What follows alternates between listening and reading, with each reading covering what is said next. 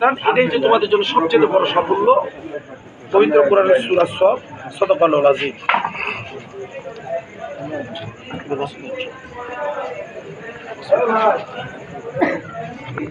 এই পর্যায়ে আমাদের এই আলোচনা সভার সম্মানিত সভাপতি মাসুম মিয়া।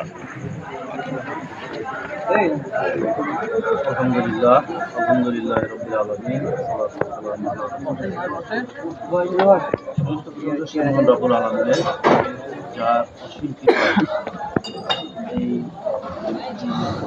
করেও আমরা এখানে সবাই উপস্থিত হয়েছি তাদের মাঝে। মহান রব্বুল আলামিনের প্রশংসা করি, সকলে মিলে আলহামদুলিল্লাহ।